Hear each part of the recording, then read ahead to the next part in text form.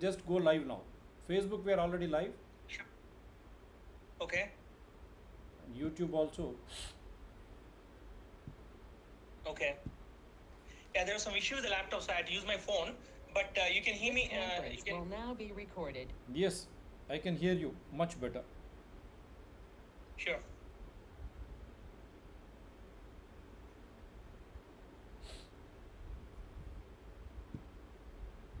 I'm ready when you're ready. Yep.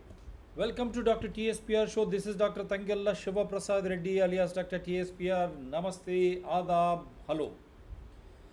As we have posted, today is an important day as we have one of the renowned guests who has migrated from United States of America, having seen the best of lives of India as well as America.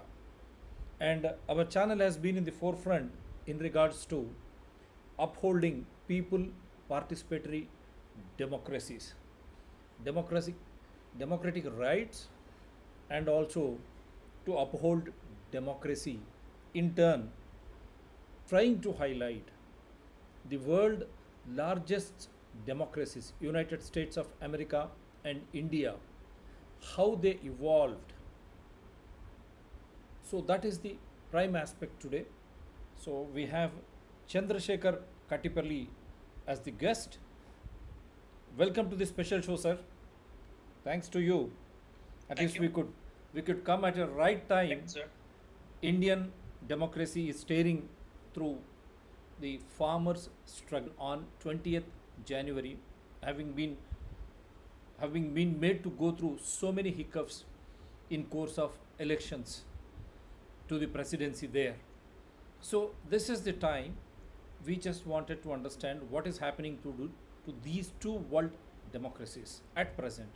But before you understand, the evolution is more important and pertinent. And that is the reason why we have in Mr. Chandrasekhar Katipelli. Let me just give you a brief of him. Chandrasekhar Katipelli is an author and entrepreneur with expertise in diverse fields, including supply chain management, internet startups, history, sociology, and statistics. He is the author of book Gandhi and Lincoln, released on the occasion of Mahatma Gandhi's 150th birth anniversary. That is why he is our esteemed guest. He is the author of Gandhi and Lincoln. That is why we say today it is evolution of these wonderful democracies, United States of America and India. Chandrasekhar Katipelli is the founder of IndianFolk.com, an online media firm focused on opinion, analysis, and commentary. He co-founded Meddine.com, an initiative to support the consumption of healthy food in metropolitan areas, because we find many modern children becoming nutritionally deficient, thereby landing into unnecessary and avoidable problems. So this is where he is helping them a lot.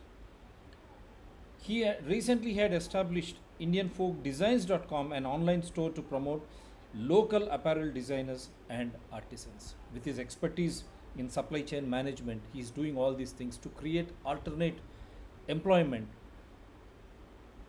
post Corona and also during Corona. This stays good.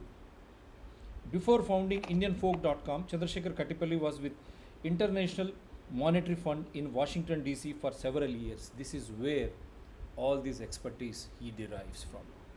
IMF. He worked in different organizations in United States for 17 years before returning to India to advise the development and content teams at IndianFolk.com. He has a bachelor's degree in electronics and communication engineering from Usmania University College of Engineering, Hyderabad, and an MBA in finance from University of Tennessee, Knoxville. You can visit katipelli.com for more about Chandrasekhar Katipelli. Welcome to this special show, sir. Without wasting any time, I want you to take the center stage and go ahead with today's topic. Yeah. So thank you, Dr. Shiv Prasad Reddy Garu. I appreciate it. I know that obviously you've been doing quite a bit of work on this particular channel, and you've been engaging other guests over the last a few months, and I think your efforts are very well appreciated. And thanks for bringing me on board today. Before we get started on the topic, which is India and US, the largest democracies in the world, let me just give you a brief overview on how I actually sort of got interested in the topic. When I was writing my book, Gandhi and Lincoln, which took quite a few years, and I took the assistance of some young students to write the book as well. But anyways, the book itself took quite a few years to just compile and have my thoughts ready. So when I doing that, obviously, both Mahatma Gandhi and Abraham Lincoln, right? I mean, they're sort of the most important leaders in India and US, and to understand their philosophies and their thoughts and their ideals. I also had to go through history of both US and India, how they gained independence, and how they had evolved and all of that. So during that time, I had to read the constitutions a little bit, both the Indian constitution, also the US constitution, and how they had fought British, sort of the common enemy, right, for both India and US, to gain independence, and what happened thereafter and all of that. So that's how I got sort of interested in this topic about the largest democracies in the world, India and US, and how they had evolved and all of that. Yeah. So that said, we can get started on the core of the topic here. Even though both India and US are the largest democracies, and now the trade between India and US is also has been growing, quite a bit, and obviously US sees India as their best ally in Asia, and then India looks forward to US as the growing trade partner. A lot of Indians are migrating to US, and a lot of US companies are investing in India, and so on and so forth. I think, in a way, I think it looks natural to assume that both India and US, being the largest democracies, they think the same way in the public sphere, as well as how the elections are held and all of that. And I think from a core concept standpoint, the purpose of any democracy, not just India and US, any democracy is to ensure that they have the best leader to govern the nation, and they have the best legislators to make the laws. I think at the end of the day, I think that's the goal. There's India, US, UK, Germany, or even Russia for that matter, right? I mean, although the extent to which they make it happen is a different thing. So anyways, getting back to India and US, right? The commonality, I mean, at the time of either country becoming the republic, like India became a republic in 1915. Of course, we gained independence in 1947, but it took like 3 years to get the constitution ready, and also become a republic in 1950. And US, they fought against the British between 1776 and 1783, and then towards the end of 1780s, they had their constitution, and elections were held, and George Washington became the president. So if you look at it, I think there is some similarity in a way that they're sort of fighting against the common enemy, which is the British, right? But that's where I think the similarity ends. The rest of it is sort of entirely different, in the way in which the countries had evolved. So the first and the most important thing, to point out the difference is that the Continental Congress, which was established in sort of 1775, I think, 1775, 1776 time frame. The Continental Congress in the 13 colonies of the United States, it was established primarily to pull all the colonists in the British America, meaning the 13 colonists, together, so that they could fight against the British. So in a way, I think the Congress, which is sort of the which is what we see in the news these days, the primary purpose of that Continental Congress at the time was to fight against the British. Okay. On the contrary, in India, right, in after India gained independence, I mean, more or less, I think British were leaving and all of that. Nehruji and Gandhiji, they were sort of having good relations with British. I mean, gone is gone, the past is past, and British wanted to live in good faith in some way. I mean, they wanted to make sure that whatever the troubles the British may have done to India, at the at time of independence, I think the British were sort of acting in good faith and to ensure that the India become India is united for the most part and all of that, and they're also sort of trying to help Nehru or Sardar Patel in some way, right? But that's why I think we had to draw the similarity. I guess the fact that Indian leaders were sort of friendly with British and all of that during 1946-47 time frame means that India had to borrow heavily from British in terms of the constitution, the parliamentary form of democracy and all of that. Okay. On the other hand, if you look at US, the fighting with British, like the Americans, the fight or the Revolutionary War had just begun in 1776. Okay, I mean the fight had just begun. On the other hand, in India, the fight had just ended.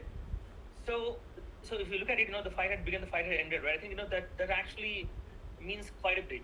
Okay, in a sense, in 1947, the fact that British were acting in good faith in India at that time, it means that India was heavily reliant on British on borrowing some aspects of the constitution, specifically about the parliamentary democracy, right, and how the democratic, how the elections had to be held, and how the parliament has to be represented, upper house, lower house. Like in British, they would call it House of Lords and House of Commons. In India, we would call it Rajya Sabha and Lok Sabha, right? So in a way, I think there's a lot of similarity in terms of how the British, how we India had to borrow certain principles from the parliamentary democracy and all of that. Even though we don't explicitly state that in the constitution itself, the fact of the matter is, Pandit Nehru and Sardar Patel and Dr. B.R. Ambedkar, and they came together to ensure that they borrowed quite a bit of the parliamentary democracy of the British. Yeah. If you look at the other continent, meaning North America, right? I mean, in 1776, when US, when the 13 colonies established the Continental Congress, they were fighting against the British, meaning the British, which means that they wanted to make sure that they have their own identity. They did not want to borrow anything from British per se. Okay, so they established the Continental Congress, which they thought would work for America from a longer term standpoint, right?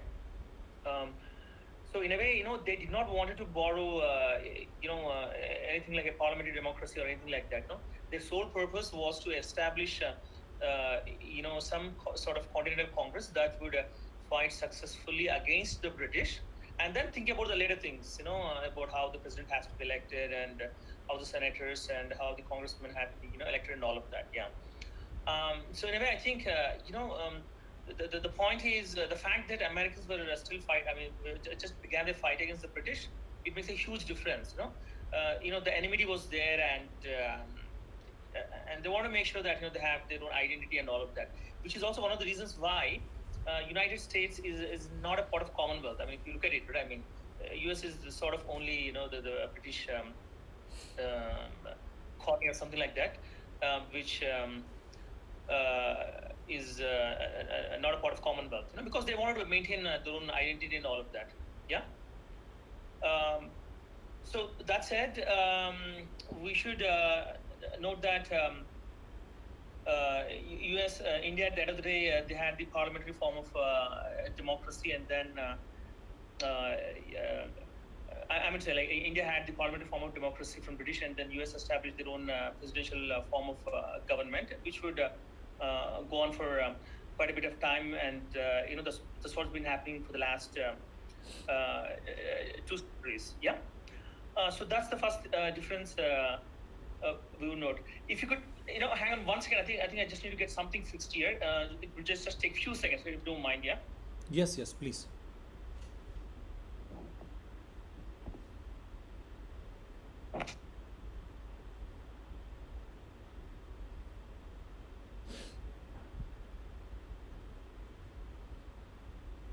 It's interesting. It's going to come back. United States not part of Commonwealth, but the North American country Canada is. So that is the important statistic.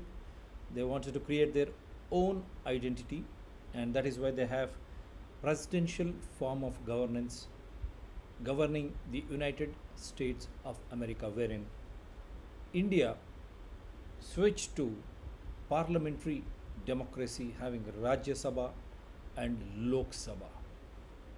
So, as being pointed out, we Indians have been borrowing constitution from various countries, including the British who have ruled us. And 46, 47, before we gained independence, we were touch friendly with British. That is how the legacy aspect continues in the name of Commonwealth or parliamentary democracies. Yes, sir, please. Yeah, sorry about that. This sometimes the connections create a problem, but anyways, so let's get started. Let's continue further. Okay, so so the next thing is the fact that at the time of independence, right, in 1947 in India, the British democracy, meaning the British the parliament or the British government, right? I mean, relatively, I think it was proven to be a success in some way. Of course, even the American Constitution was also a success at that time. Both were sort of treated as good democracies, both American and British.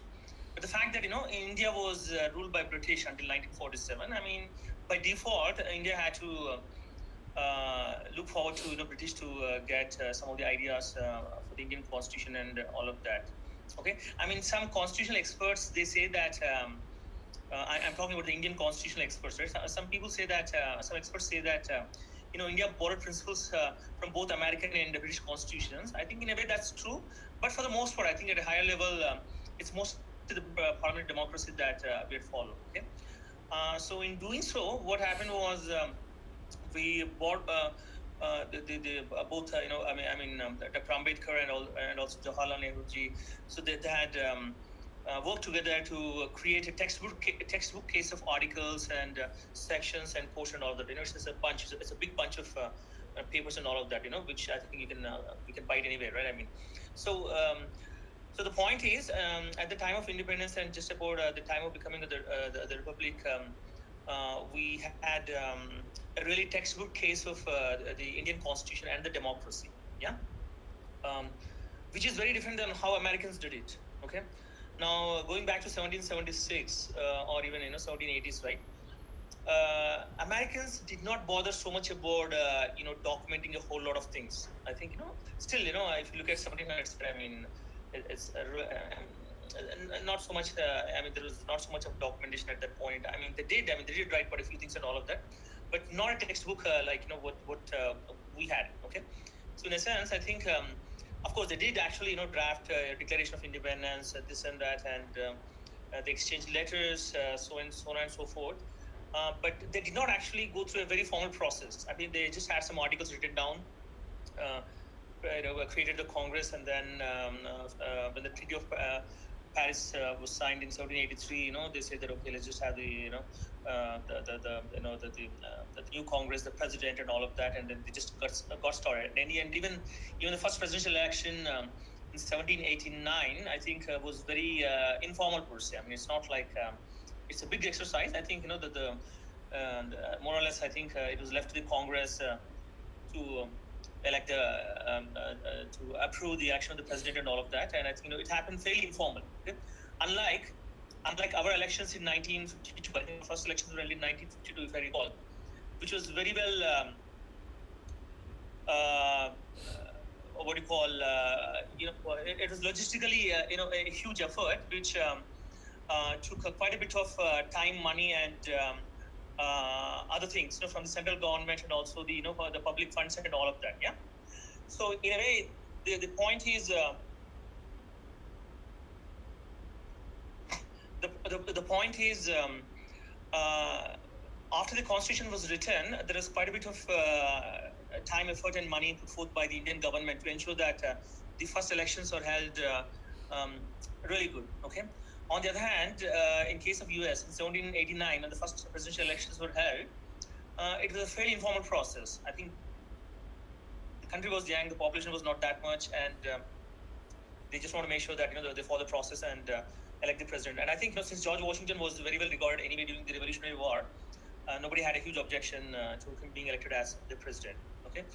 So that's the sort of second difference we had to note, in terms of how the whole democratic process had kicked in and how it has evolved. Yeah. So that said, let's go to the next one. Yeah. So the next big difference, which I think a lot of people are not fully aware of, is that at the time of independence, when I mean, in the constitution we call India as a union of states. We do not use the word federation. I think to be clear, right? We call India as a union of states. Okay, Indian Union we say. Okay, we never say Indian Federation, because federation means that states have their own rights and all of that, and maybe states actually get the union and all of that. On the other hand, we call it as an Indian Union, and I think there is a reason for that. The reason is that even though India was ruled by different kings and both Hindu and also a Muslim, or 7 or 8 centuries or 10 centuries or even more than that. I mean, see, the borders were never clearly demarcated, and who ruled to what extent, it was never really clear, right? I mean, until 18th or 19th century. It was only when British began, or just before British landed in India, I think in 1600s or in 1700s, I think.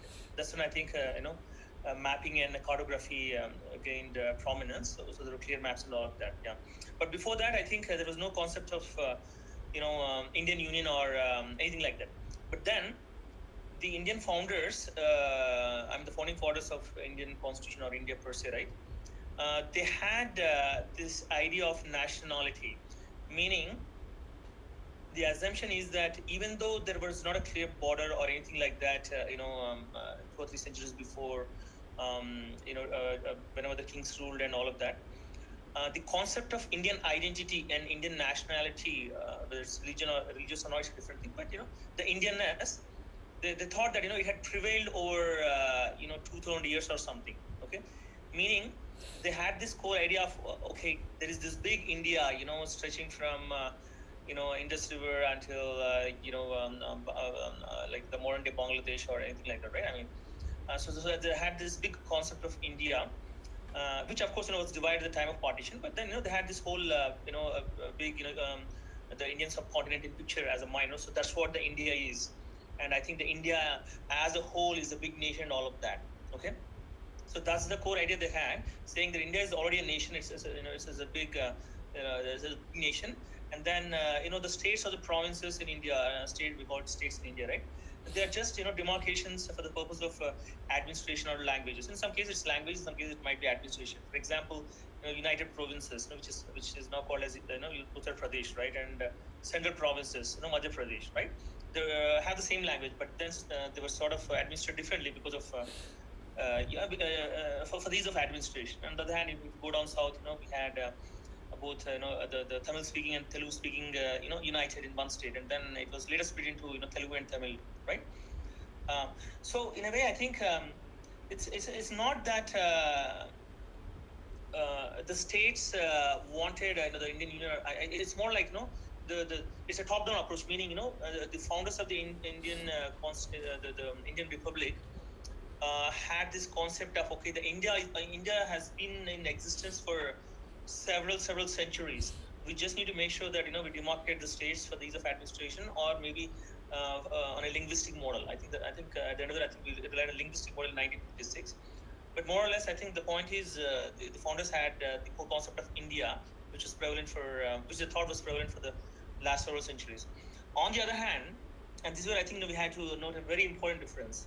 Okay, there was no such concept of nationality among Americans in 1776. Okay, the 13 colonies that came together, right? They never knew what the boundaries were, and they were not so clear as to okay, I mean, where the country begins, where the country ends. In fact, the 13 colonies that formed the Continental Congress in 1776 was only is only quarter of the whole United States we have right now. Meaning, I think meaning what I'm saying is after the 13 colonies founded the Continental Congress, the size of America expanded quite a bit, towards the west, as you all know, right? So the point is, there was no clear demarcation of what the boundaries should be and all of that, and they didn't even think that they would sort of will be united forever. I think they had their own doubts. I mean, for the purpose of fighting with British, I think they all came together. but they're not sure about what to do next or something like that. So it was more like experiment for them. Let's just fight with the British first. I think that's the most important thing. Okay? So they fought successfully against the British, and then the 13 colonies they called themselves the United States of America. They got the first president elected, and then when the third president, Thomas Jefferson, was elected in 1801, then the size of the republic started expanding quite a bit. Thomas Jefferson negotiated quite a bit of a territory from France, which they called as Louisiana territory, and the size of America doubled. And then I think it further expanded to other states, including California, which is the westmost state. But anyways, the point is, the states never thought that that there would be a concept of nationality. It's only later on, I think, they thought that okay, now I think we're doing well. I think will persist like this, since the country is growing and all of that. Yeah. So the overarching point is that in case of United States, it is the states that created the union. Okay. Which means that the states have a lot more rights than the union. Unlike India, India has in the Indian Union government, it has a lot more power than the states. Okay. In of America, is the other way around. The states technically they make a lot more local laws than the state laws. They have their own Supreme Court and all of that, as you all know. And those states, they came together to create the United States, which is why they call it the United States of America. Yeah. And I think that's a very important distinction to know. So what that means is that the states draw quite a bit of political power from the Constitution.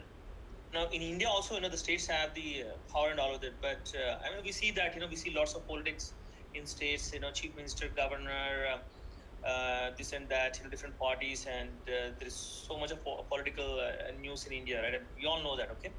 But the fact of the matter is, the Indian government or the union government has a lot more power over the states as compared to the the federal government in the United States or their states. Yeah. So what that means is that technically, the Indian government, like it happened in the past several times, right? In India, the Indian government could easily dismiss the state government, by citing some reasons. It's not happening now. I mean, even now, I think they could do it, if at all there is some valid reason.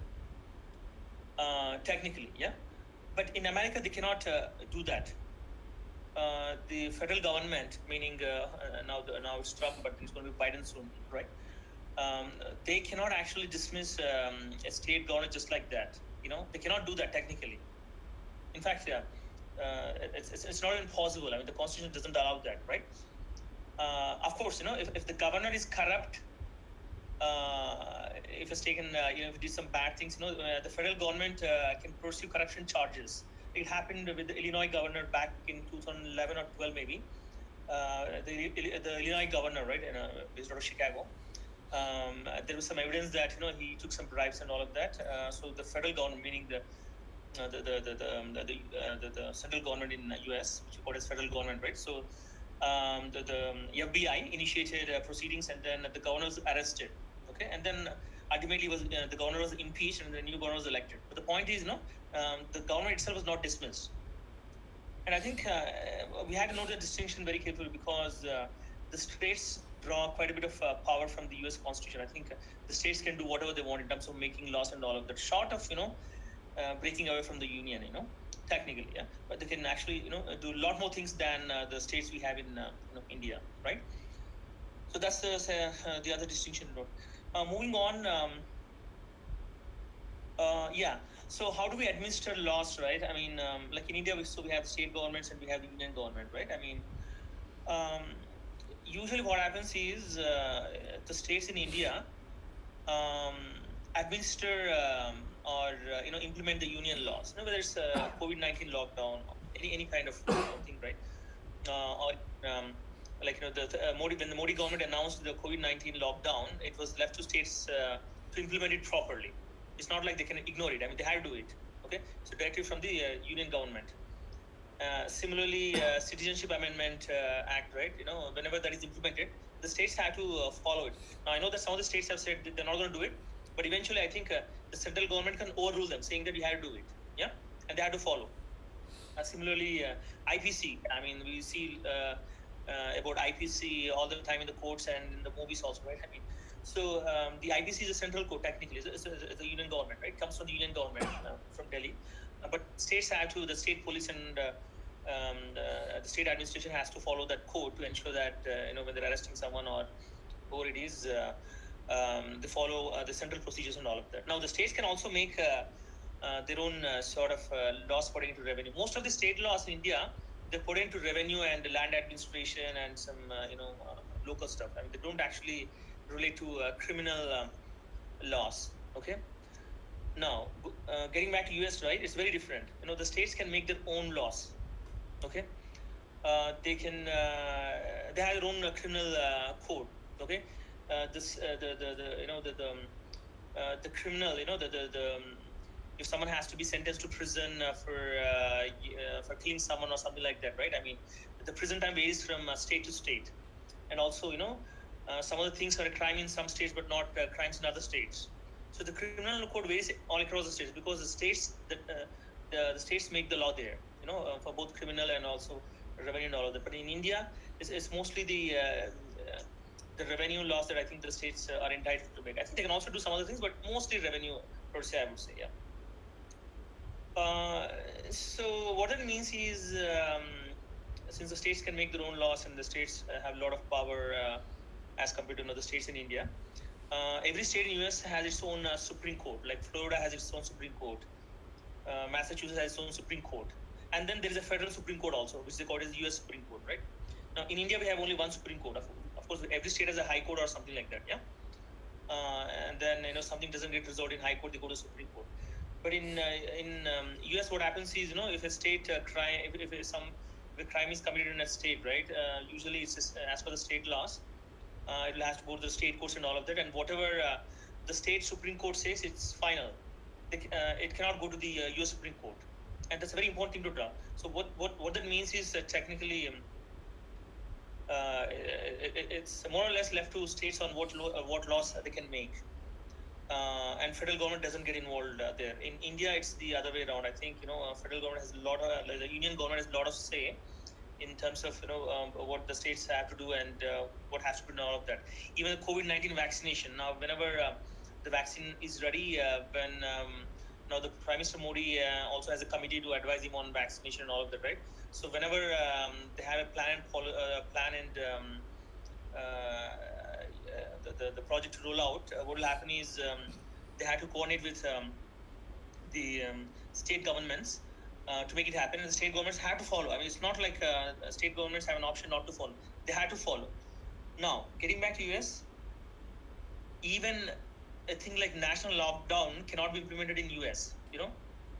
Trump or Biden, who it is, they can only advise, saying that you can wear mask or whatever it is, but it is very, very difficult to implement a national lockdown in US. In India, it could be done, with one single announcement from the Prime Minister, but in US, it cannot be done. That's because things like lockdown, staying home, who has to do what work and all of that, it's all left to the state, the 50 states, yeah? So I think that provides another clear distinction. We already spoke about the state courts and the federal courts, yeah. Yeah, and the protocol, right? I think so. We in India, I think we do a lot of protocol, meaning when the Prime Minister is visiting, the governor has to receive, or the Chief Minister has to receive, and this and that. I think there's lots of things. I mean, it's good. I think that a lot of respect is shown both ways and all of that. Okay. And somehow, when we think of the Prime Minister and the President, we have like a really, godly picture, right? I mean, there's the Prime Minister of India, or the President of US, and all that. But in US, there's not a strong protocol system. Like, sometimes, like what happened was when there was a hurricane back in 2012 or something, I think, 2012, yeah. When President Obama wanted to visit New York, when the hurricane was hitting the state, the governor of, or the mayor of New York, right? I think the mayor of New York, Bloomberg, I think, he said that, okay, no, don't come to New York. We're already busy with lots of things and all of that. So please don't come and all of that, So the mayor of New York could say that to the president, openly. Yeah.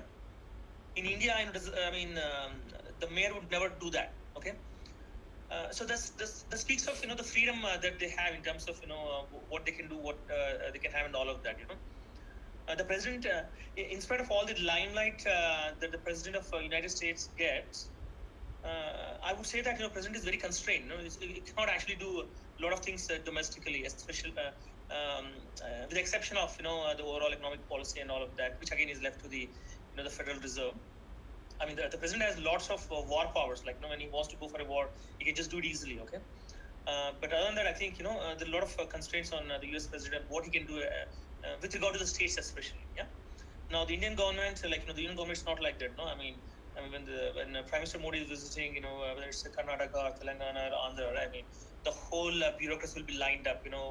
Whole hula blah. I mean it just happens that everybody has to go to the airport to do that, do this, receive, and we have seen all of this, right? So I think that's an important thing to note. I mean. Of course, whether it's the president of US or the prime minister of India, I think they're very important figures in terms of governing the respective countries. But still, in terms of the overall respect, I think the citizens, you're right. I mean, we give a lot more respect to the prime minister here than the citizens of US give to their president. Yeah. All right. So moving on, this is another thing. Yeah. So. The other thing is, I think we covered this a little bit before, but as I mentioned, when the U.S. Constitution was first, when it became official towards late 1780s, right? It was not exhaustive. They had some few articles and all of that, and then they left everything to the states. They said that these are the few governing articles for the Constitution. And everything is left to the states because that's how the U.S. was established. The states can do whatever they want. They can have their own constitution. And there's a thing to note.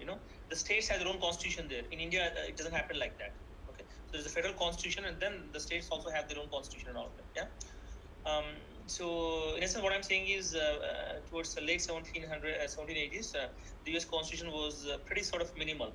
But then it took almost another 60 or 70 years to clearly define, what the president can do, what the presidential powers are, what, to what extent, the Congress can pass the laws, and to what extent, the Congress or even the president can.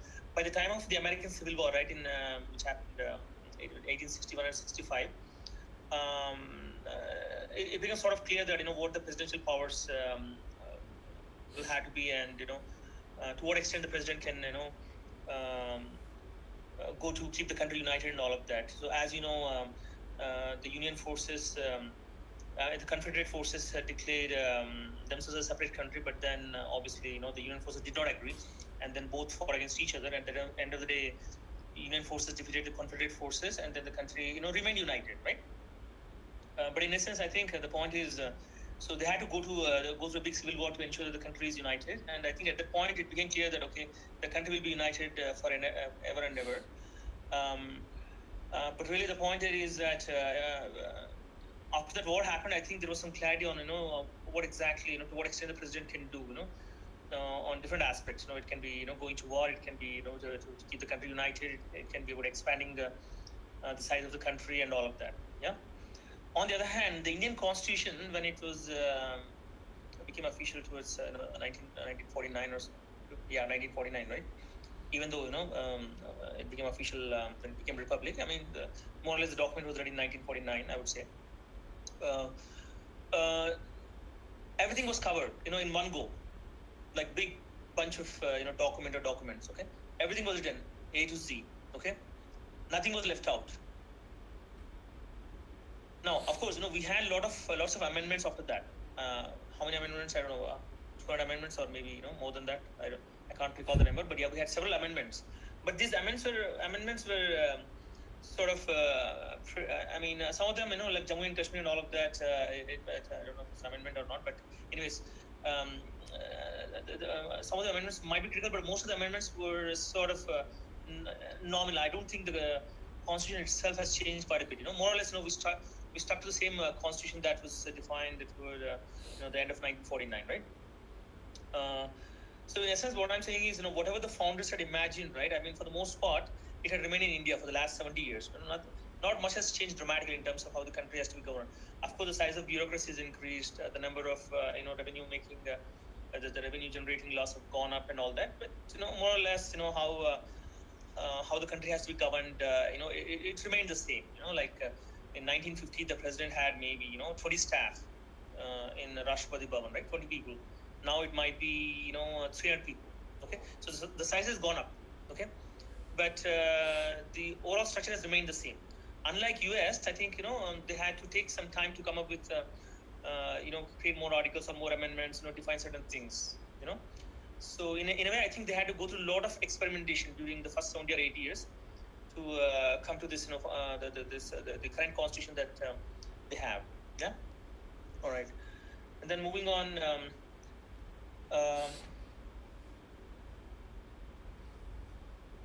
Yeah. See, the other thing to note is Jawaharlal Nehru, the first Prime Minister of India, right? I mean, he wanted to prove to be a role model, role model for other colonies that are being liberated from British rule. Okay, which is why this whole concept of non-alignment movement, Commonwealth. I mean, he was heavily involved in building non-alignment movement, Commonwealth, and all of that, right? We all know, yeah. So he had this personal goal. I mean, good or bad is a different thing. He had this goal of sort of being a role model to all the liberating colonies, the colonies liberating from British, right?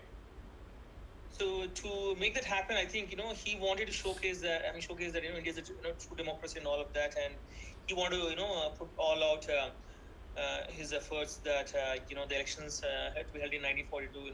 They are free and fair for the most part, and also it is showcased to the world that Indian democracy is a success. Okay, so there was he had this goal. It was an unstated goal, but then in 1952 when the elections were held successfully, I think people all across the world came to recognize that I mean, India is a sort of a successful democracy, but still we had to wait for the next 2 or 3 decades to see if it really works or not. Overall, I think Nehru until 1964. I think he died in 1964, right? Yeah. So because it was alive for the first 15 years, I think he made sure that the democracy sustained, and during the process, he also actively participated in the establishment of non-alignment movement, NAM countries, and also Commonwealth and all of that. Yeah. So that actually, in a way, I mean, I would say that it helped India also, to ensure that the democratic sort of, even though India was very poor, the democratic culture in India, it remained. I mean, I know that the corruption is there. I mean, it's there everywhere, but it's a different thing. But the fact of the matter is, he, with all good intent, he ensured that the democracy remains, in the core essence of the Indian culture. Yeah, so which is obviously it. On the other hand, if you look at US, right? I mean.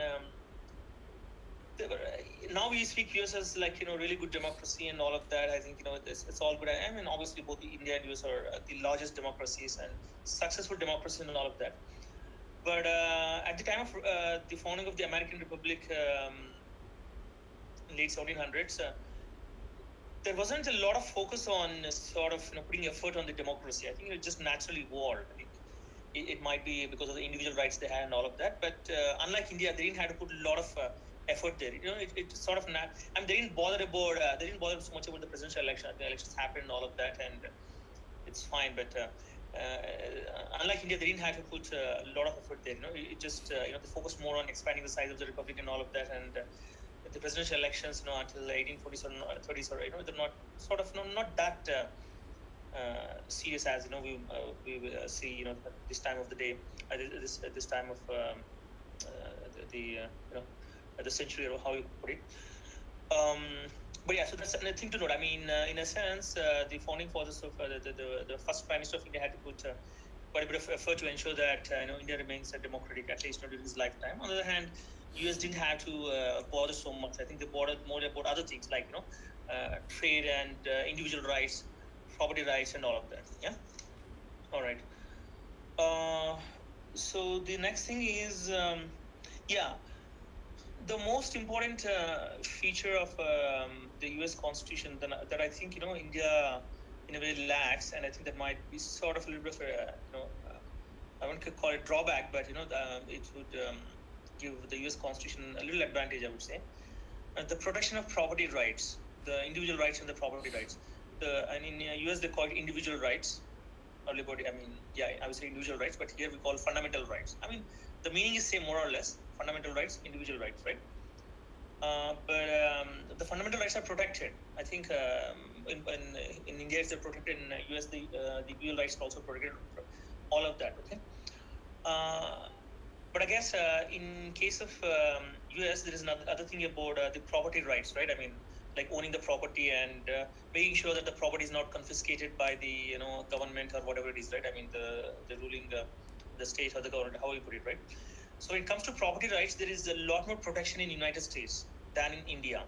Okay, of course in India also the thing is, technically the government cannot just hold the individual properties just because the individual has committed a crime or something. Still, the fact of the matter is, in India, when it comes to the district administration, whether it's the police or someone like that, technically they have the power to actually go after anyone. If they want to, if of course they have to follow the laws and procedures, they have to get a court warrant and all of that. But technically, the police have more discretionary power here as compared to the police in US, I would say. It's nothing to do with the constitution here. It's more about how some of the things happen. I think slowly it's also changing in India. Now I think even these days the police have been a little careful on how they had to respect certain individual rights and all of that. But relatively, I would say that the law enforcement in US, right?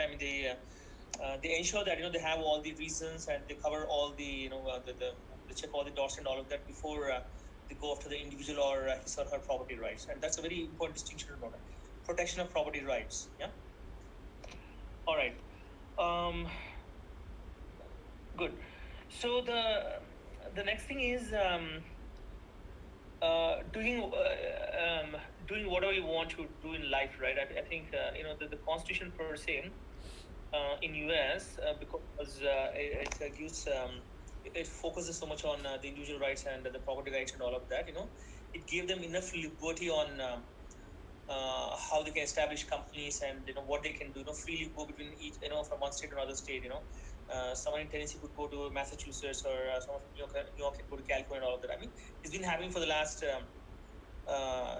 so many 200 years, and I think the free movement of goods and people all across the country is something they want to make sure is enshrined in their constitution. I think that's something they focus quite a bit during the initial stages, which is why I think the Americans they call themselves as the great migrators. Like they go from one state to another state. There's no such thing like the states are so big in US, but still I think the fact of the matter is there is no sort of there's no there are no specific codes or anything like that. No such paperwork or checkmarks that the citizens of US have to do to move from one state to another state. They could do it easily. Of course, they had to apply for the new driver's license and the state tax and all, but that's pretty easily manageable. But more or less, I think they can migrate easily. Now, even in India, also we can do that easily. But we can do business in any state. You can go there and do that, do this. But then I think that we also have some reservation system, right? For locals and all of that. And I think that makes a little bit of difference in terms of to what extent an outsider can do a business in one state versus another state and all of that. Now, in metro areas like Hyderabad, Bangalore, Mumbai, Delhi, it's a different thing because it's not so much about the job creation, it's more about the business. I think the migration can happen easily. But in general, when we're the public sector, for instance, right? If you look at it, the way in which the laws are created in India, right? There is a favoritism to the locals, okay, which does not happen so much in the US, okay. So all these things, we're getting to the granular level here, but the fact of the matter is, how the elections happen and how the constitution was built in US, and also how the constitution was drafted in India versus in India and US at the time and all that. Those things actually sort of influenced how the laws in succession were drafted and they were implemented. Yeah. So those are the sort of the big differences between the democracies in India and US. In spite of being I think the social or the socialistic culture of the Indian Constitution, is still there. I think India has sort of liberated itself over the last 3 decades after 1991, right? I mean, became more liberal and all of that, but still, I think there is a strong socialistic culture, within the government. There's central government or the state government. I mean, there are a lot of subsidies, going on. So we still have that sort of socialistic culture from the government. The private companies is a different thing, but at least at the government level, there is quite a bit of it. The US, it's not so much. I think it's all capitalist. I think, if you look at, there's not a lot of subsidy. If you look at it, right? There might be some incentives here and there that the federal government does, the state government does, but there's not a lot of subsidy thing. Even the thing like Social Security and Medicare, which the US is struggling now, how to actually fund it over the next, 3 or 4 decades, right? I think they're coming up with some new ways and means, new ways and means to address that problem. But the point is, that's the biggest sort of, it's not exactly subsidy, but something like an after retirement care, right? That thing, is something is putting a heavy burden on the US economy, and somehow I think they'll come out of the problem anyway. But the point I'm trying to make is that the way in which the constitution happened, the way it's the democracy war and all of that, it became a more of a capitalistic society. Now India, I think, started as a social democratic nation, socialistic democratic country. Now I think after 1991, we became sort of semi-capitalist and semi-socialist, but the government still remains socialist, even though the business sort of are capitalistic in some way. Yeah. But yeah, so that's the sort of the differences. You can see how the democracies have evolved over the last several decades, and also how the constitutions were drafted, and how the founding fathers of either country, right? Worked towards making their nation go to the next stage and all of that. Yeah. So the this. As I mentioned at the very beginning of the topic, right, I had to read some of this quite a bit when I was writing my book, Gandhi and Lincoln. Now, why Gandhi and Lincoln? Obviously, Mahatma Gandhi is the most important leader that we respect in the nation, right? And why Abraham Lincoln in U.S., even though Abraham Lincoln was not the first president or was not the founding father, still I think they give a lot of respect for Abraham Lincoln in U.S. I think he is the most respected president in U.S. I think some people put him on par with George Washington and Thomas Jefferson and Franklin D. Roosevelt. But I think more or less, I think they agree that it's Abraham Lincoln is the one that they would give utmost respect. Yeah. So the point is, if you look at one of the famous statements or the famous speeches of Abraham Lincoln, right? Democracy is of the nation for is of the people, for the people, and by the people, right? Which was made in Gettysburg in 1863. That became a symbol of what democracy is, for the nations that were born after 1860s. Yeah. Even most of us, I think, when we're reading social studies in high schools, I think we're taught about that. What Lincoln said about democracy, and to what extent. How he actually came from a very, very sort of rough background to become the president of America, and then redefine the presidential role, redefine what what the Congress has to do, and what the basic structure of the nation has to be. Now, until Abraham Lincoln took the presidency, right? Before 1861, which was when he became the president, as you all know, I think there was widespread slavery in the United States, right? In fact, most of the white Americans at the time, they justified saying that they need it for the economy and all of that. But then Lincoln, did not had different thought. He did not agree with them, and all. The Civil War happened immediately after he was sworn in as the president of America. And then the Civil War, obviously the Union forces won in the country, remained united and all of that, and slavery was abolished. It took another 100 years to ensure that the blacks get the same rights as the whites. But more or less, I think in principle, slavery was abolished, and in principle, at least from a constitutional standpoint, they said that all men are born equal. I mean, the concept of all men are born equal was there since the beginning, since 1789 when the republic was established. But then it became the governing principle from 1865 onwards, saying that okay, blacks, whites, or even immigrants, right? I mean, they're all equal, yeah. Which I think more or less, if you look at our own founding, the father of nation, right? Mahatma Gandhi, he said the same thing. People are equal. I mean. He used the concept of Harijans and all that, saying that they're just born like us, they're equals and all of that. So in a way, I think this principle of equality and all of that, it's more or less the the most admired leader in the most admired person or the leader, how you put it. Mahatma Gandhi had said almost on similar lines as what the founding fathers of US may have said at the time, but then it took Abraham Lincoln, the time of Abraham Lincoln to implement that thing.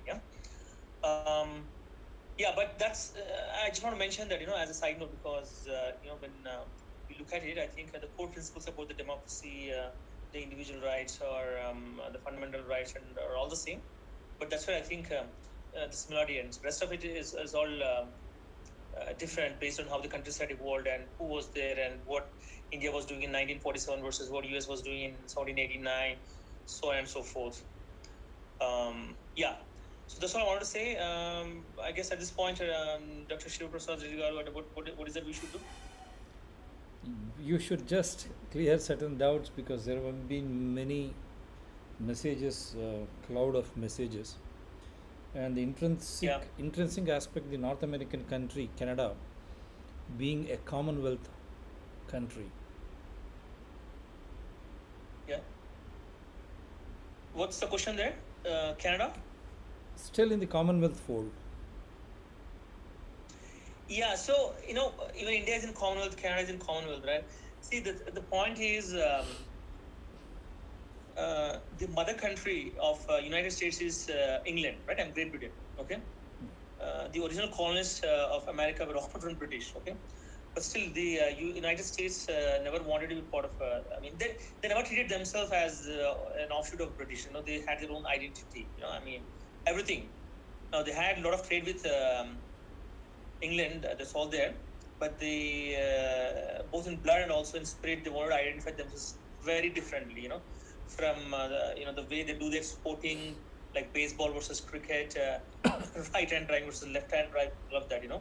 And even how the computer networks are built, like even during 1980s, there is a lot of rivalry between the European sort of computer scientists and the American ones. How the network protocols had to be built and all of that, right? I mean, which not many maybe are aware.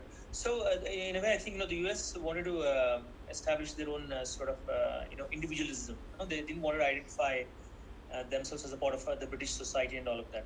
On the other hand, Canada, it's an offshoot. I mean, they remain under British for quite long. Even now, I think the head of the state is the Queen Elizabeth, right? I mean, it's still there, yeah. So they have a Canadian government is top-down approach, meaning the federal government is more powerful there, unlike US, right? The US now, so there's Trump or Biden or Clinton or Obama or Bush, right? We see them in news. Not because they're very powerful in the country, but it's more like the US is powerful, right? On the other hand, Canada, it's like there's not. I mean, the Canadian government is again, it's a parliamentary democracy, just like in India and like UK, right? So they have more like a top-down approach. The government more or less sets what the laws have to be, and they go down to the bottom, just like more or less what happens in India or even UK. So what that means is in terms of individualism and or even capitalism and all of that, right? I mean, Canada is very different than US. They're on the same continent and they're about the same size. I think Canada is a little bigger, maybe, or little. I don't know. I think it's just maybe just about the same size. I'm sorry if I'm mistaken on that, but they're the same size, yeah. But there was something known as a Hudson Bay Company in 1800s. So just like we had the East India Company, right? So the Hudson Bay Company in Canada, more or less, was the one that determined, how the Canadian Constitution has to be, the Canadian government has to, be put in place, and how things happen, all of that. And after the after the United States broke away from Great Britain in 1789, right? The British put some sort of they had some ways and means to ensure that they don't lose a Canada. I think at some point in 1860s, what the Canadian, the Governor General or the Canadian, the executive, or who put it, right? I think he did warn British that, if you don't get enough freedom or something like that, we might also break away from British. Okay.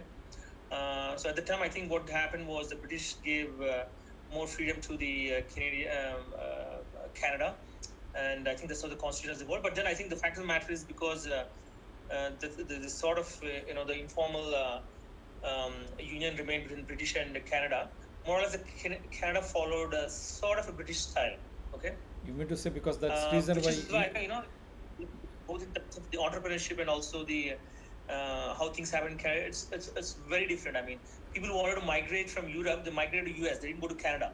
I mean, only the British and the French, they went to Canada, but to US, the Germans, Irish, Italians, Mexicans, Indians, Chinese, who did not, right? So it makes a difference. So because Canada is part of, still the state of, the head of the state is Queen Elizabeth, so they remain a part of Commonwealth, and they wanted to be identified by like that, just like India, right? Yeah. in spite of United States of America sharing the Niagara Falls as the border, still all men are born equal doesn't apply to Canada. Yeah, exactly. Yeah. So that is so we can take this word from there. All men are born equal.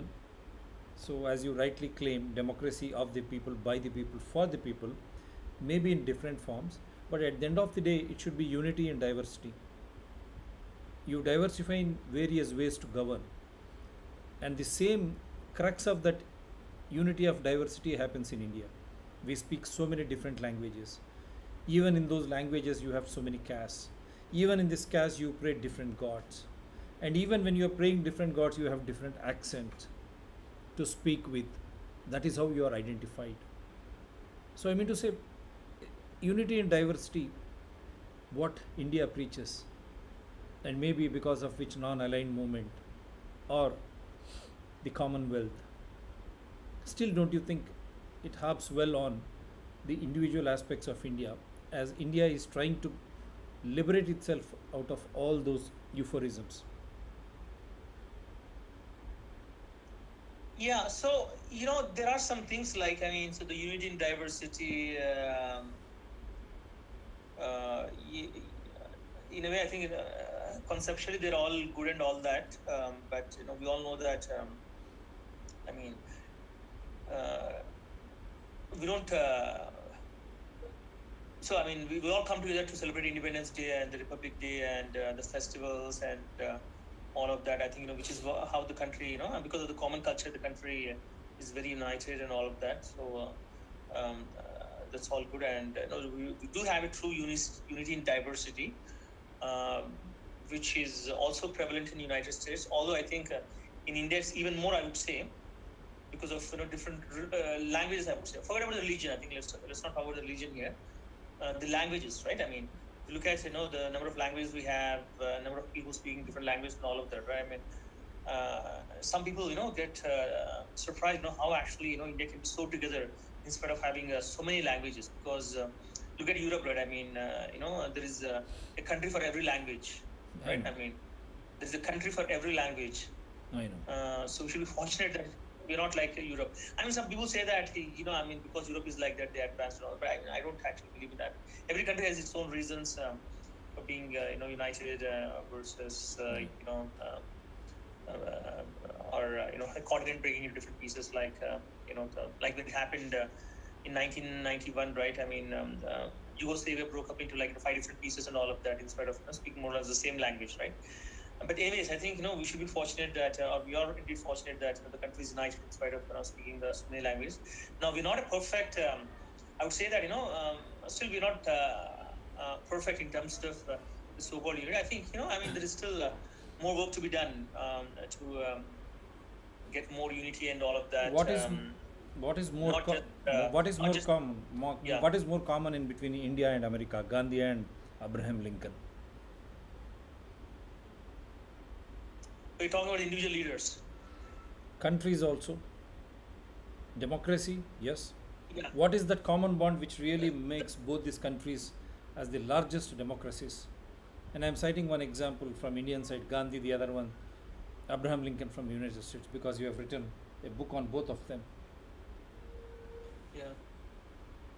So I think when it comes to democracy, we already spoke, right? The differences and the commonality and all of that. That's understood. So rest of it, I think the secular nature of the country, right? I mean, both US and India, they're very secular. Okay. No religion is given any importance, by the government or the constitution. All the religions are equal and all of that. Okay. Technically, you don't find so much equality of all religions in other countries. I mean, see, for that matter, even UK, right? Even England is very secular. Okay. I mean, but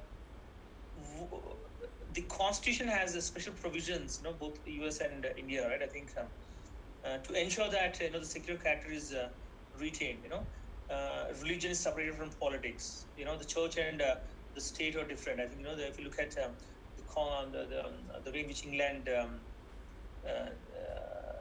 initially had the democratic principles, like in late 1680s and all of that, right?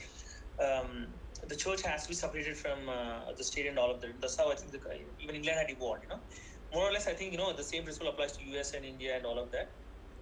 But I think the circumstance in which the US had evolved are very different than what India had evolved. But then the fact of the matter is both are very, very secular. Now, the difference that you can see is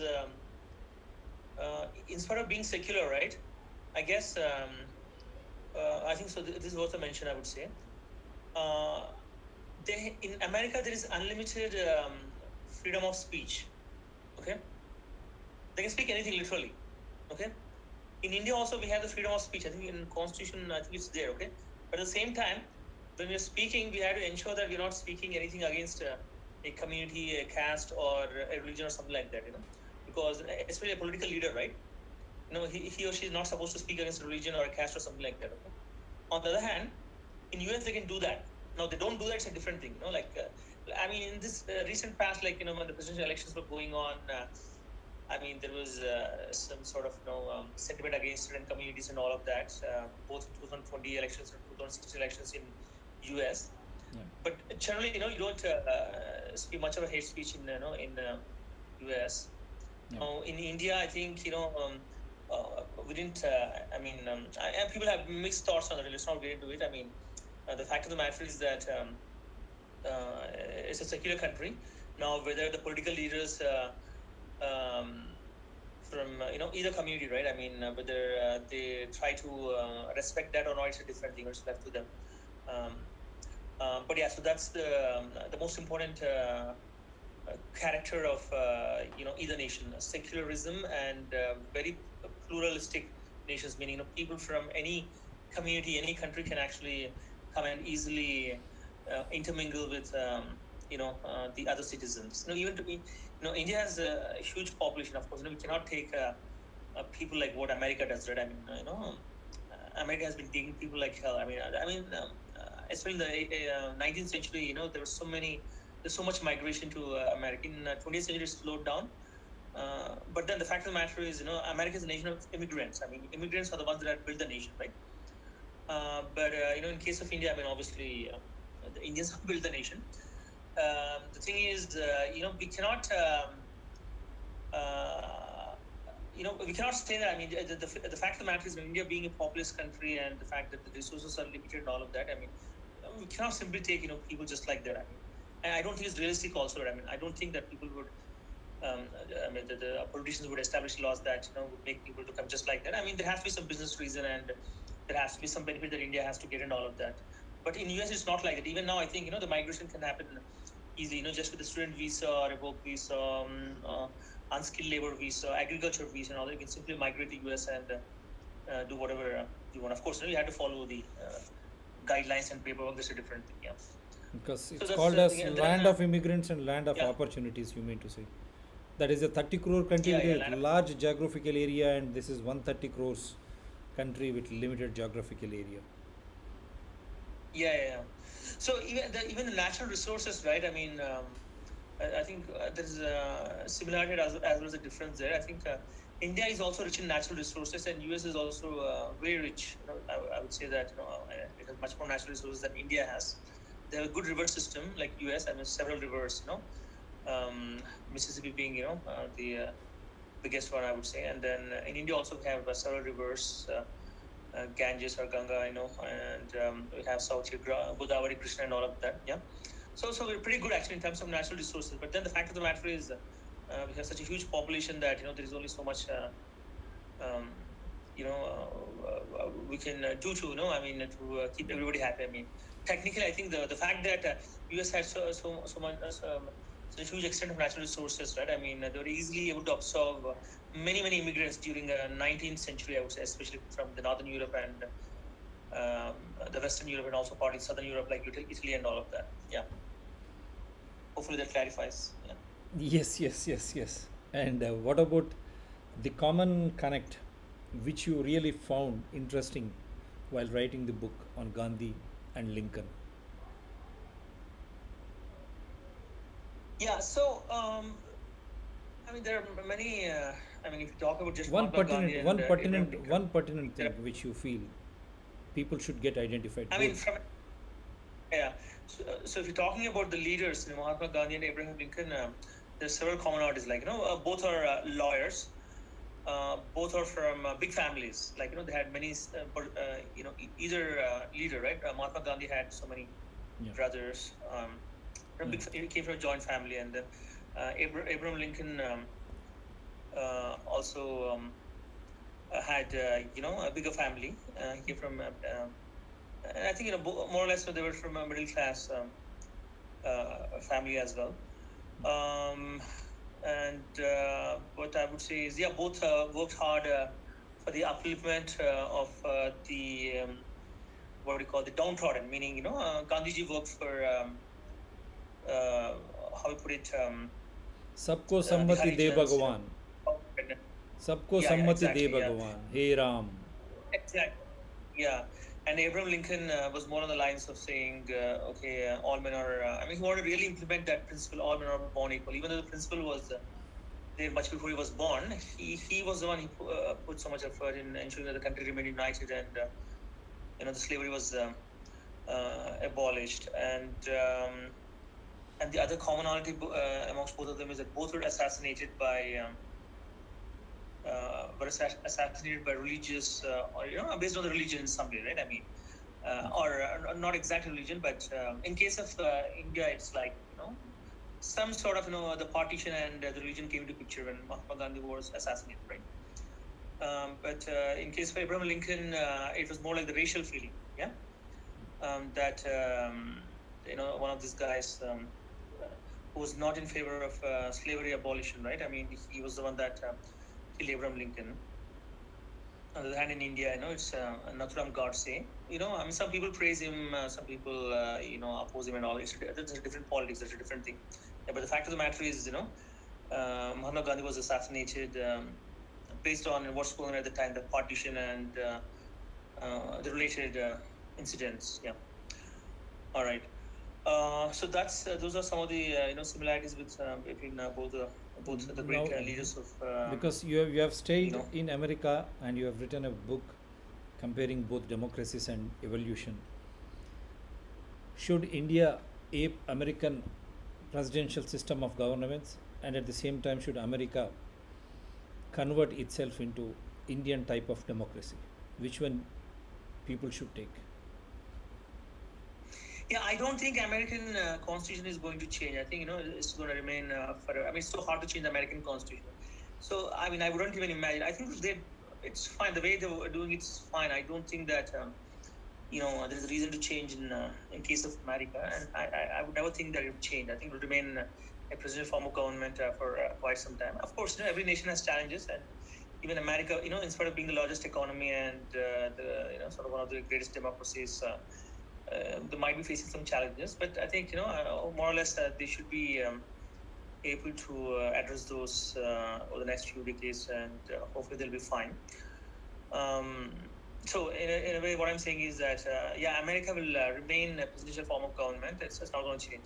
Now coming to India, I think there were talks about when late Vajpayee was the prime. Was active in politics, right? Or even when he became the prime minister in 1998. There was, I think, Vajpayee ji, I think he favored a presidential form of government very strongly, saying that we need that, and that brings more stability and all of that to central government. I think he was talking more on the lines of the instability at the time, because I think there were like 3 or 4 governments, after Narasimha Rao ji. Lost the elections in 1996.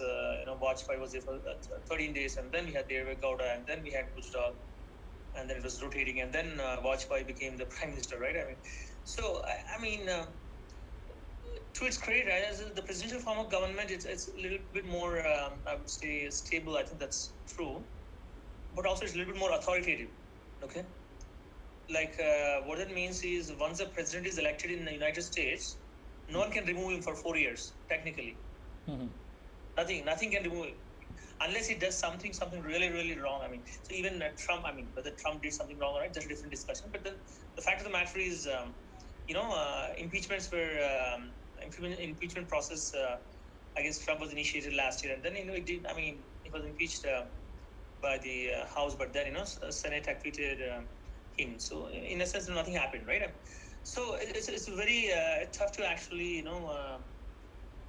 remove the president from the office once he or she is elected there. Yeah, but in case of India, with the majority, how it is, the trust vote or something like that. No confidence motion and all of that. The prime minister could be actually be removed, and another prime minister could be sworn in. Okay, now when the ruling party has a majority, I don't think that really happens.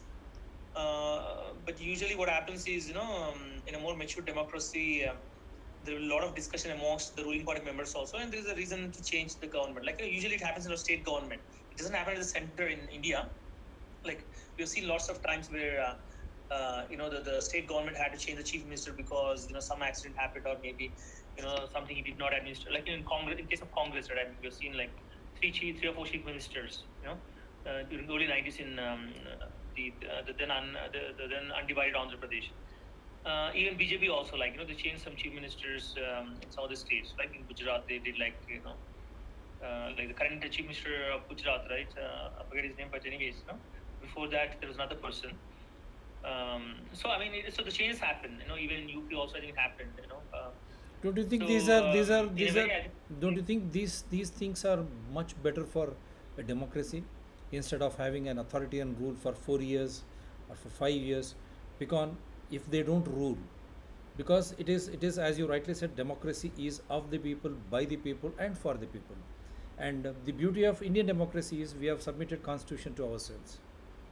And at the same time, though British rule, the Britain has to change its constitution in number of times, whereas India stuck to the same constitution except for amendments as and when they thought it is necessary, and that too, the amendments, if they have to carry out, that has to be by 2/3 of simple majority by Parliament only.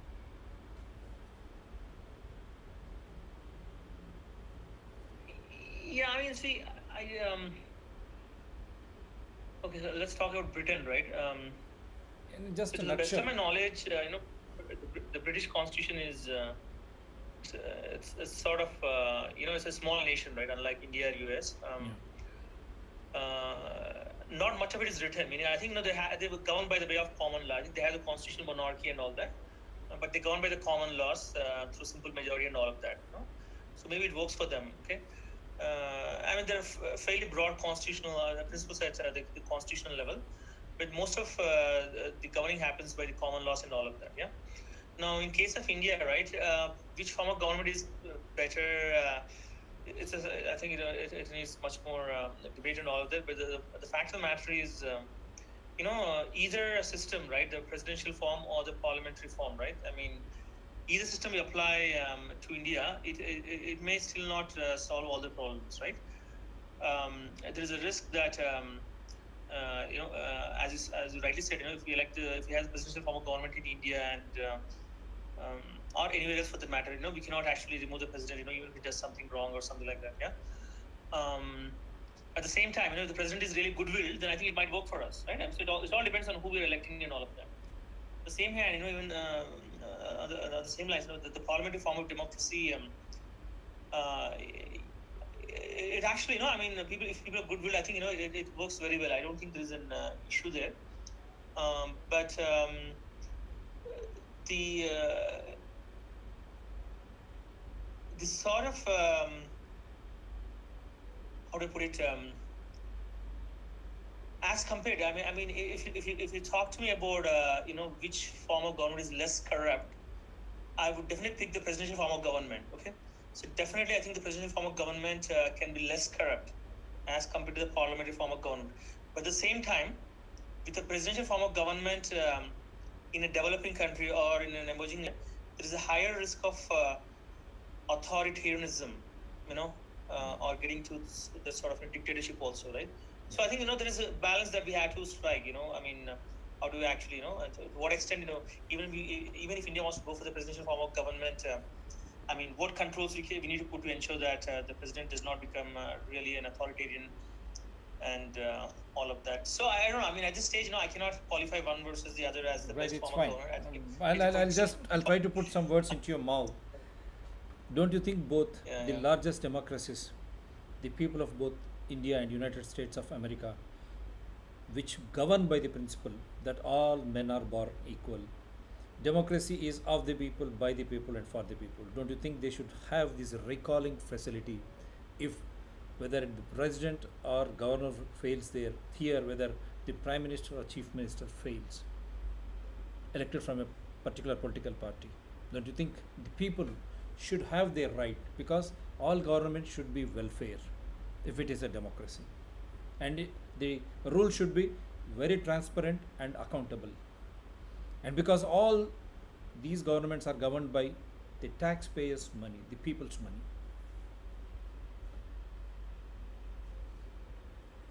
So, that's I cannot. So the point, I think, in principle, I think. So the way it works in a democracy is that usually, once we elect the chief minister or the prime minister or the president, whoever it is, right?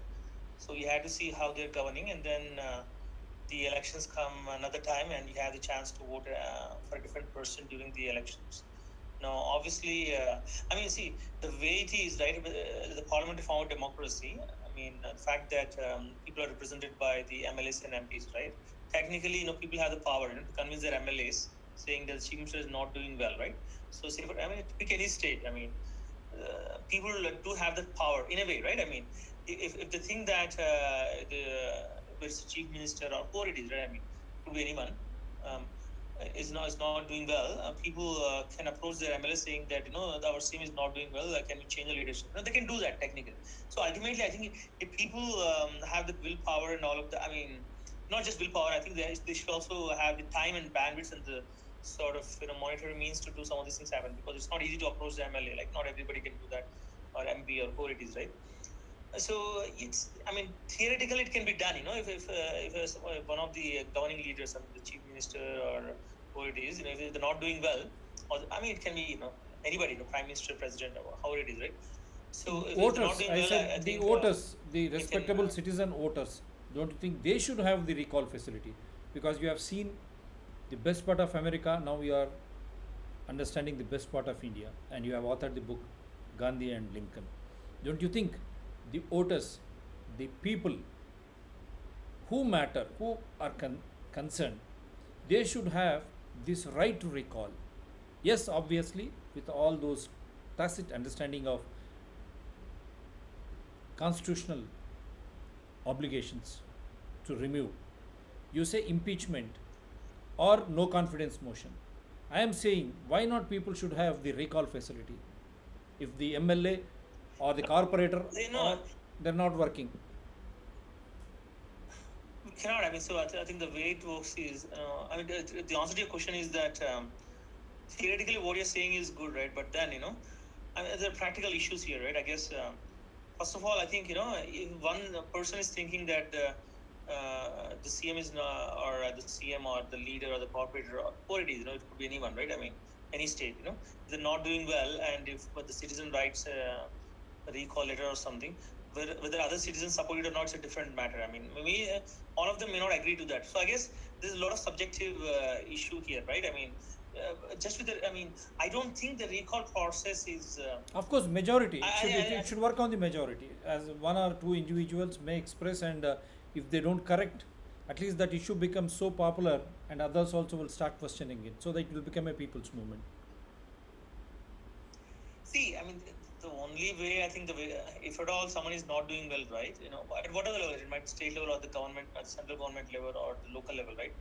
If at all he or she is not doing well, and if that person, and if all people think the same way, right? Right. Then I think, there has to be either a protest, a protest, or maybe, the MLAs or MP saying that the person has to go or something. So those are only two ways I can think of. Now, either way, I think it can still be called as a recall process, right? I guess the point I'm trying to make is, in a democracy, whereas India or US, right? If people come together, changes can happen. But whether people can come together for a long period of time or not, that's it. Question mark, right? I mean, if you look at our independence movement, people came together for years and years. Gandhiji himself, he started his satyagraha, the principles, core principles in South Africa in 1890s. He came to India in 1914, yes. Right? 1914, yeah. Then he continued for 3 decades, almost like 1940 until 1947, we got independence. So I mean, at the time, people had the patience, and patience meaning, they're interested and they could do all those things. But now, if you look at some of the protests and all of that, right? I mean, with the way the way in which the business and the capital markets and all those things work, right? I mean, can people go on protest for more than a week, more than 3 days? I mean, it's highly questionable. I guess now I think with the even if you take Anna Hazare's movement, right? I guess, which is sort of, look at the last 25 years, right? I mean, last 25 years, let's say last 10 years, right? Because when we look at last 25 years, there's so many things happened. So let's just say last 10 years, right? The biggest people's movement which happened was Anna Hazare's. At a national level, you're talking about. I'm not talking about the state level. I'm talking about the national level, right? So it happened. Of course, the Manmohan Singh Prime Minister, I mean, he said, we'll look into that, do this and all that. And then ultimately, I think the movement was called off after they got some assurances from the government. And then he tried to do it again in some other states. But then there's not a lot of support, right?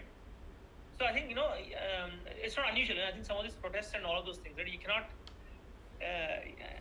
it's not easy to, continue them for a long period of time. Sometimes you just had to wait for the time, wait for the moment. Even Gandhiji had to wait for, almost 10 years. Like 1920 was the non-cooperation movement, and 1930 was the Salt Satyagraha, and 1942 was Quit the India movement, right? Yes. I mean, yeah, exactly. Yeah. So we had to wait for almost 10 or 12 years every time. Okay. So that's because, people, however goodwill they may be, sometimes they might just think that, okay, I have other things to focus on, right? I mean, a lot of software engineers. Let me make you more comfortable. Now let me make you more comfortable, because per se Corona, during and after Corona, now the world has really emerged as a global village thanks to the social media. And the world has really emerged as a global village thanks to the social media. And my channel is also, I'm connecting you. I'm doing this live show from Kerala, from Western Ghats. I'm connecting you from somewhere, and the people across the globe, they are watching it live. This is the beauty of this technology, which was never there. Now, don't you think this is going to connect people, and it would make the life of people very comfortable and easy to come out and protest? This was not there before. Don't you think that this can really connect? So the connection part is fine. Okay, I think we all agree that social media is making us connected very well. We're able to speak. Time is saved and all of that. So all that is good. Okay. Now again, every system, with this social media or a newspaper, right? I think every system can be used properly, can also be misused, right?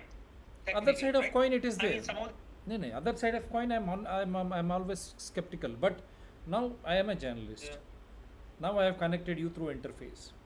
I have beaming it live through YouTube and Facebook. This is as good as any satellite channel. The clarity yeah, which people, I see so many comments. My guru Purushottam Reddy garu, he just appreciates every bit of this conversation. So they're all watching, sitting at their home comforts. Many people have been writing, and I've been receiving calls because I cannot take the calls. That this is such an important discussion connecting two democracies. Don't you think? Let us be positive in intent and content, so that the output is always positive. And it yeah, is because all men are born equal, and here by the people, of the people, and for the people. Those two are the main connects. One passing comment yeah, yeah. before we say bye. Yeah, so I mean, I would say that for both people and also the political leaders, right? It's very important, for the democracy to work well. I think people have to have really good checks and balances, on the political leaders. And, people, especially, they have to ensure that they keep track of the people who they're electing. Okay, the representatives they're electing, they're sending to the parliament or the state legislative assemblies. So it's not like, okay, they elect and then they take it easy. I think they had to keep track of the politicians and the leaders to ensure that they perform very well. Otherwise, I think it's like and the country is growing economically and all that is fine, but still to get to the next stage of being the right now the US is number one in terms of the economy, and then China is number two, and then we have sort of I guess we can also get better than China also. I mean, there's a scope. I mean, we could do that. Yeah, because This day, let us restrict to democracies. Yeah. The people have to ensure that track of the politicians, and if they find some sort of evidence of corruption at some level amongst politicians, they have to ensure it's highlighted, whether it's through social media or anything like that. Right. And then, alert the governing authorities so that action could be taken. I think the people have to be very, very alertful. I think that's the most important thing. They should not take it easy, whatever it may be. Yeah. Wonderful. So that is the saving grace for the people. Like this Dr. TSPR channel, people can subscribe. Once they subscribe, like my guru who has been commenting, they can comment and it is visible to the entire world. Unlike the other satellite channels, which can be imposive in nature or which can prejudice, and at least I hope we are not doing anything like that, Mr. Chandrasekhar Katipelli. You are in one corner, I am in Sure. one corner. Am I right? Yeah, definitely. Yeah. Yeah. Don't you think this is Thank you. this is what, and this is how democracy should be? You are allowed to speak whatever you intend. The content is not authored, prejudiced, or falsely presented. Am I right? Yeah, I mean, in principle, I think you're right. Yeah. So the same principle should apply to both the countries. America, all men are born equal. This is a great democracy. India, unity in diversity, by the people, of the people, for the people, and our constitution is written and submitted to ourselves. So we are a constitution on our own. People should not forget, as he rightly said, you should not be fearful. And this discussion in this moment, because January 20th, America is going to have a new president. We are wishing them the best, to the incumbent or incoming president as well as the people of America. At the same time, India is witnessing a big farmer struggle because Indians' main occupation is agriculture. And I have been reiterating right from the day one in this channel that right from January till December, Christmas or Deepavali, all our harvesting seasons go with our festivals. Our festivals are identified with our harvesting seasons. And if you eat that crop, believe me, you have the nutritious food to ourselves. That means this is our cultural identity too. So a big struggle is going on.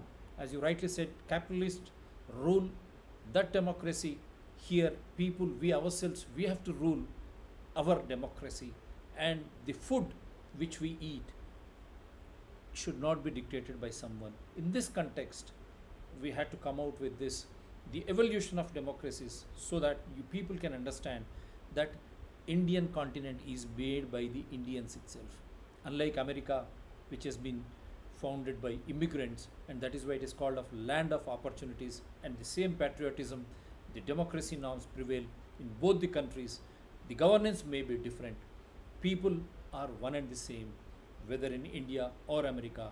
At the same time, people should also evolve through all these agitation modes, and when people are concerned, governments also should come to the rescue of people, because now what's happening in India, a private train has come.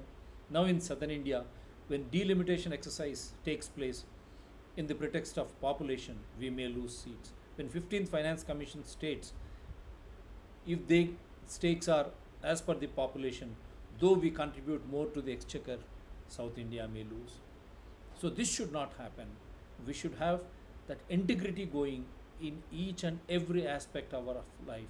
So that is why the people of India should understand that evolution was more fundamental for our existence of this unity. And in unity, that too in diversity, we have this unity going on. Even in the case of America, from some colonies, the way they have expanded geographically, though they are 30 crore, we are 130 crore, but it has to be borne in mind that evolution is more important. And for this evolution to continue, we are always there, like Dr. TSPR channel, to connect people with issues. That means once you are aware of any issue, once you are aware of the constitutional guaranteed rights, once you are aware that you need to protest to safeguard your rights, only then the people participatory constitutional democracy prevails in both America as well as in India. Thank you, sir. See you soon with another Thank you. topic. God bless you. God bless Sure. us all. Thank you. So, Thank thank you. Take care. Bye. Bye.